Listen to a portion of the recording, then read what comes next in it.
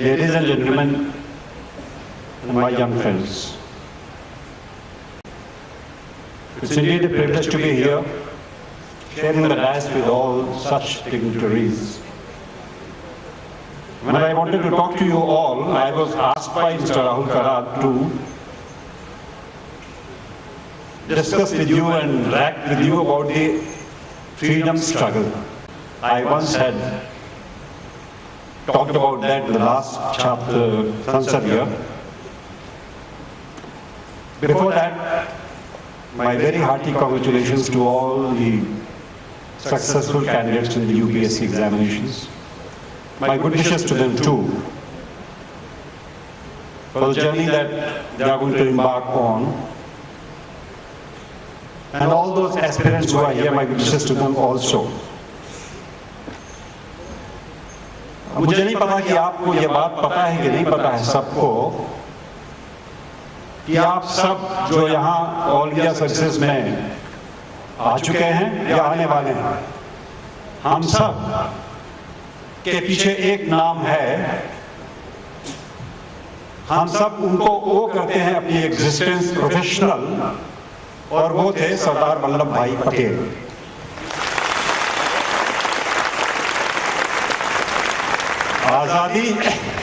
आजादी के बाद जब ये डिस्कशन शुरू हुआ कि ऑल इंडिया सर्विसेज को रखा जाए या खत्म किया जाए, तो आईसीएस और इंडियन पुलिस, आईपी, इन सबको अबॉलिश करने के लिए इतना जोर था क्योंकि इस देश के लोग समझते थे और नेता भी ये समझते थे कि ये सर्विसेज तो सिर्फ हमको एक्सप्लॉइट करने के लिए बनी थी। और उस कमेटी में सरदार वल्लभ भाई पटेल जो गृह मंत्री थे इस देश के, उन्होंने कहा If the services go, I go with them. मैं इस्तीफा दे दूंगा। और नतीजा ये कि उनका विरोध करने की हिम्मत किसी की नहीं हुई और ऑल इंडिया सर्विसेज थोड़ा नाम बदल के आईसीएस की जगह आईएएस हो गया, आईपी की जगह आईपीएस हो गया, और ये सर्विसेज फिर से दोबारा शुरू हो गई। जो उम्मीदें उन्हें थी, और ये सब रिकॉर्ड पे है, वो उम्मीद करते थे कि ये सर्विस है ही नहीं, ये जॉब नहीं है। दरअसल ये नेशन बिल्डिंग के प्रोसेस में पार्टिसिपेट करने के लिए एक प्लेटफॉर्म है, और ये वही था और वही है।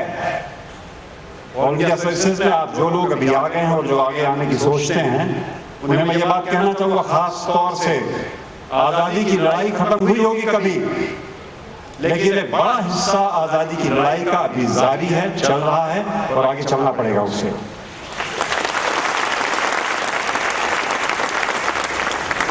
और उसे हम याद रखें, इसलिए मैं थोड़ी बातें पुरानी आपसे करूंगा, क्योंकि जब किसी देश का नौजवान जगता है तो देश बदलता है। सिर्फ बदलता ही तब है जब देश का नौजवान जगता है। पहले कभी जब देश के नौजवान जगे थे, और अगर वो नाम गिनाना हम शुरू करें तो शाम हो जाएगी, 2-4 नाम आपके आगे लूंगा। अरविंदो घोष, आपको पता उनका बचपन का नाम क्या था? अरविंदो एक्रोयड घोष। एक्रोयड कहां से आ गया? शुद्ध बंगाली नाम अरविंदो घोष, बीच में एक्रोयड लग गया क्योंकि उनके पिता कृष्णधन घोष जो डॉक्टर थे, विदेश के पढ़े, एंग्लिसाइज थे बहुत, उन्होंने अपने बेटे के नाम में एक्रोयड डाल दिया सिर्फ अंग्रेजियत के नाते, उसे खुशनुमा बनाने के लिए। और 7 साल की उम्र में ये अरविंदो एक्रोयड घोष इंग्लैंड गए पढ़ने के लिए। 19 साल में इंडियन सिविल सर्विस में आ गए, नौकरी ज्वाइन नहीं की। इंडियन सिविल सर्विस उस समय 1990 में, सॉरी 1890 में क्रैक करके छोड़ देना कोई आसान बात नहीं थी।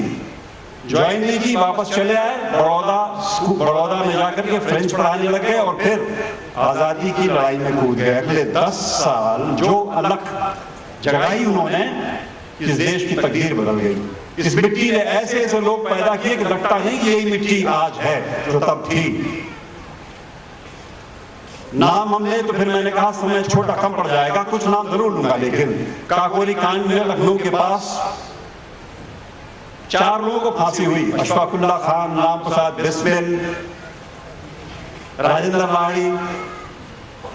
मैं आपसे कुछ बातें बताऊंगा। फिर वो सारी जेलें जहां उनको फांसी हुई मैंने जा जाके देखी, तीर्थ हैं वो आज भी। हमने सुना है राम प्रसाद बिस्मिल के बारे में, सरफरोशी की तमन्ना अब हमारे दिल में है, देखना है जोर कितना बाजुए कातिल में है, वक्त आने पर बता देंगे तुझे ऐ आसमां, हम अभी से क्या बताएं क्या हमारे दिल में है। और चले गए वो।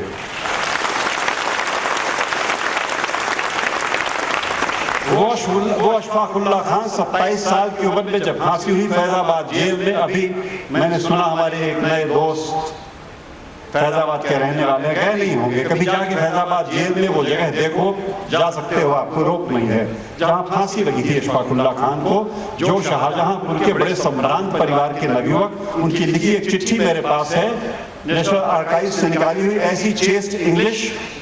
वो कहते हैं कि I am not going to die, I am going to live like heroes in the heart and mind of the people of this country. बढ़िया अंग्रेजी की लिखी वो चिट्ठी अशफाकुल्ला खान। 27 साल की उम्र में फांसी लगी और फांसी के दिन उनसे अंतिम इच्छा पूछी गई उनकी। आज दीवारों पे लिखी है फैजाबाद जेल की उनकी अंतिम इच्छा। और क्या कहते हैं वो, कोई आरज़ू नहीं है, कोई आरज़ू नहीं है, आरज़ू तो बस ये रख दे कोई जरा सी खाके वतन कफन में।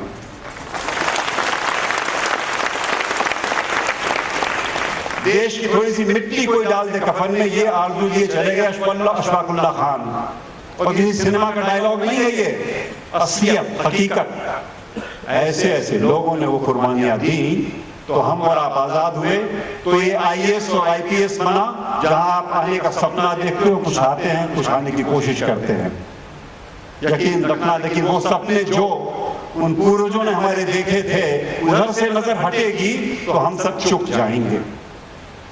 मैं आपको एक बार और याद दिलाना चाहता हूं उन नौजवानों के जिन्होंने आजादी की लड़ाई में अपनी जान कुर्बान की। आपको पता, चंद्रशेखर आजाद की उम्र थी जब जिस रोज वो शहीद हुए 25 साल, भगत सिंह 24 साल, राजगुरु 23 साल, सुखदेव 24 साल, बिस्मिल 30 साल, अशफाकुल्ला खान 27 साल, मदन लाल धीगरा 22 साल, खुदीराम बोस 19 साल।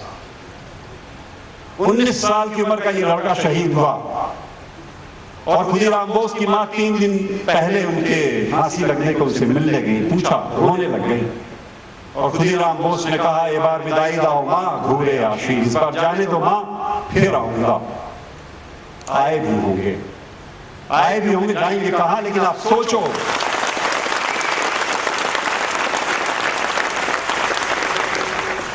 जो सपना उन्होंने देखा था वो पूरा हो गया क्या? वो पूरा हुआ नहीं हुआ पूरा। वो एक बात और आपसे कहता हूं, भगत सिंह की अंतिम चिट्ठी 23 मार्च 1931 को फांसी हुई, 22 मार्च 1931 को देश के नौजवानों के नाम एक चिट्ठी लिखी उन्होंने। आप सब पढ़ सकते हो उसे।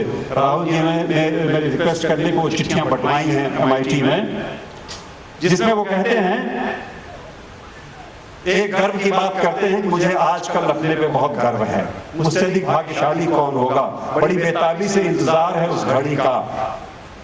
और दूसरी ओर चिट्ठी में वो लिखते हैं कि देश और मानवता, ख्याल रखना, देश और मानवता के लिए जो कुछ करने की हसरतें मेरे दिल में थी, उनका 1000वां हिस्सा भी पूरा नहीं कर सका। अगर स्वतंत्र नागरिक के रूप में जिंदा होता तो शायद अवसर मिलता और कर पाता। मैं आपसे पूछता हूं मित्रों, ये भगत सिंह के सपनों को पूरा करने की जिम्मेदारी किसकी है? बताओ ना आप, किसकी है ये जिम्मेदारी? बोलो ना आप, किसकी है ये जिम्मेदारी? अभी आवाज कम आती है आपकी। एक बार और बाद में पूछूंगा। अभी ये बात कहता हूं आपसे, अगर वो जिम्मेदारी हमारी है तो वो जिम्मेदारी कैसे पूरी करेंगे हम? आज जो देश में, समाज में, दुनिया में एक रैट रेस, चूहे की दौड़ मची हुई है, ज्यादा से ज्यादा पैसा कमा लो और ज्यादा से ज्यादा ताकत। ये चूहे की दौड़ है, रैट रेस है ये। इसका विजेता भी कोई चूहा होगा। और याद रखना, उस चूहे को मार के कोई कमजोर सी बिल्ली आसानी से खा जाएगी, हजम कर जाएगी। ये पैसा कमाने वाला इस रैट रेस में नहीं पड़ना हमें। एक छोटी कहानी आपको सुनाता हूं महाभारत की। राहुल जी थोड़ा समय देंगे मुझे आप? 5-7 मिनट और। एक छोटी कहानी आपको सुनाता हूं महाभारत की। यह कहानी सुनाई थी शल्य ने कौरवों और पांडवों के मामा ने कर्ण को, जो उनके सारथी थे।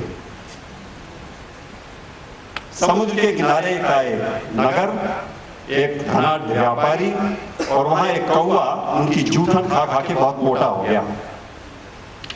ये मोटा कौवा अपने आप को सारे कौवों का राजा मानने लग गया, उससे डरने लग गया, उसके मोटापे, उसके शरीर से, उसके आकार प्रकार से।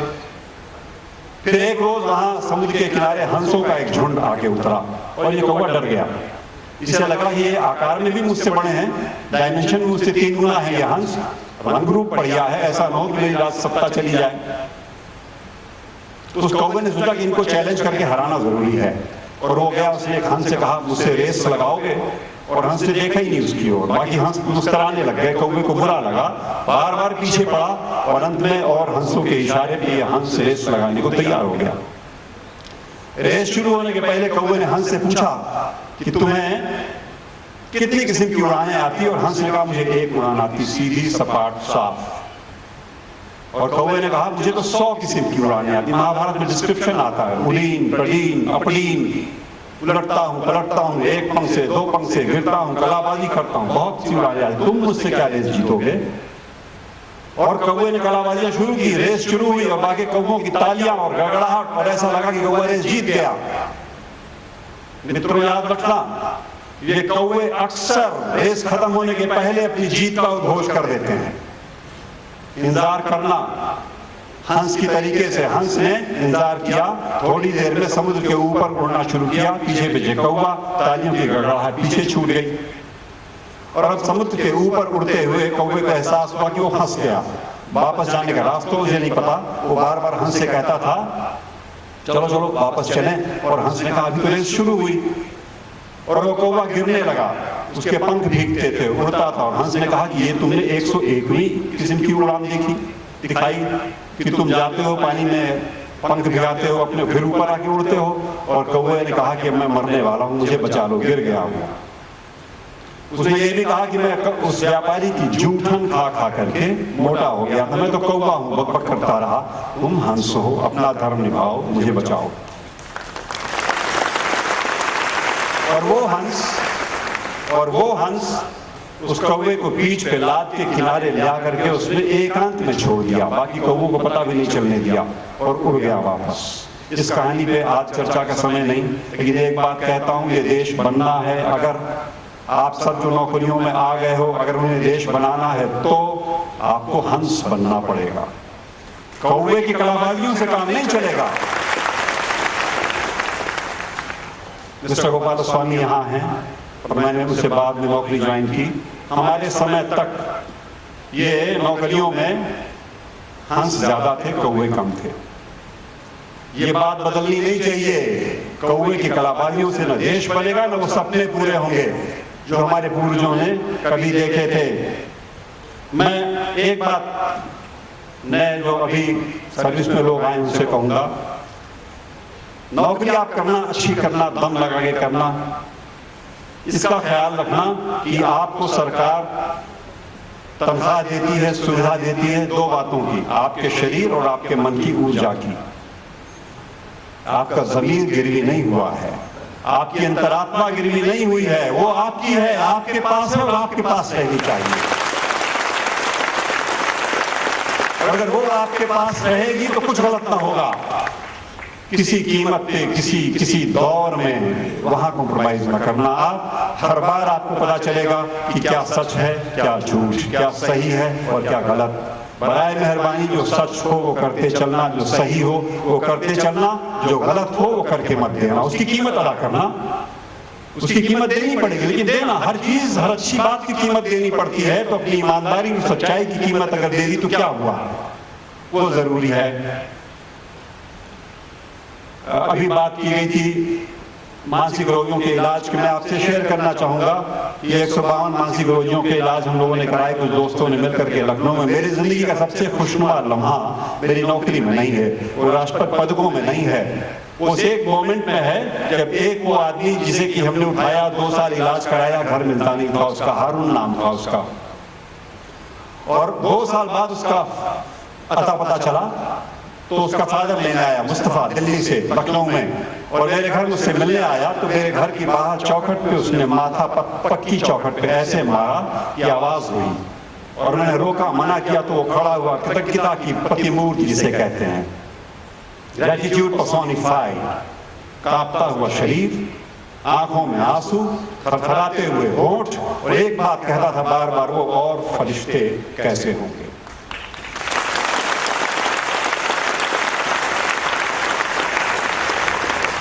ये इनाम मेरी जिंदगी का सबसे बड़ा इनाम है। वो राष्ट्रपति पदक मिले न मिले फर्क नहीं पड़ता। मित्रों, अगर आप जो ऑल इंडिया सिटीजंस में आ रहे, इफरात मौके आपके पास हैं राहत बांटने के, लोगों को राहत देने की। चूकना मत। वहां चूक गए अपने अहंकार के नाते, ग्रीड के नाते, एम्बिशंस के नाते, सब चुक जाएगा। और वहां अगर आप एक बार लगे रहे, आपके आसपास तमाम लोग सिखाने वाले, अरे क्या कर रहे हो, क्या फर्क पड़ता है, तुम समझते हो तुम दुनिया बदल सकते हो, जमाना बदल सकते हो, संसार बदल सकते हो। एक छोटी कहानी और बात खत्म करता हूं आज आपसे। ये कहानी आप में से बहुतों ने सुनी होगी, मुझे बहुत पसंद है ये। जंगल में आग लगी और आसमानी आग, और ऐसी आग जिस आग में जंगल जल के खाक हो जाए और उसकी लपट आसमान तक, बादलों तक जाए। सारे पशु पक्षी भाग चले।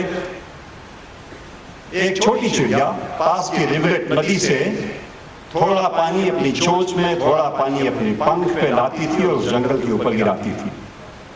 और सयाना कौवा, ये कौवे बड़े गजब की चीज होते हैं। माफ करना, यहां भी होंगे एक आध दो जरूर, जो बार बार ये सिखाएंगे क्या फायदा, तुम समझते हो तुमसे कोई फर्क पड़ जाना है। सयाना कौवा, उसने कहा चिड़िया से, तुम्हें क्या लगता है कि तुम्हारे इस पंख के पानी से और चोंच के पानी से ये आग बुझने वाली है, ये आग? और चिड़िया ने कहा कि नहीं, मुझे पता है कि मेरी इस कोशिश से आग नहीं बुझेगी। फिर क्यों बेवकूफी करती हो, तुम जल जाएगी, झुलस जाएगी, तू इसके अंदर बैठ और नजारा देख, तमाशा देख। और चिड़िया ने कहा कि मैं ये सिर्फ 2 वजह से करती हूं। एक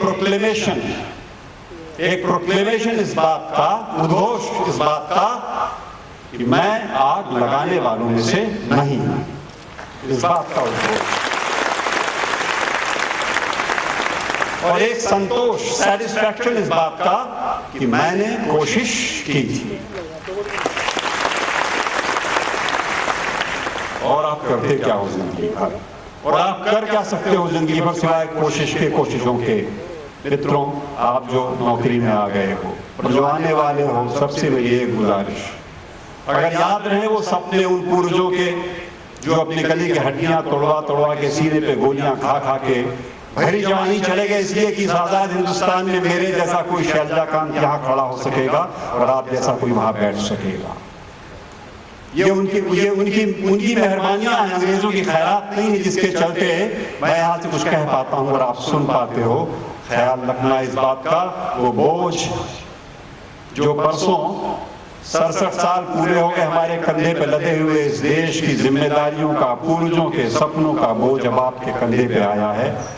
उम्मीद करता हूँ आप उस छोटी चिड़िया के तरीके से कोशिश जारी रखोगे।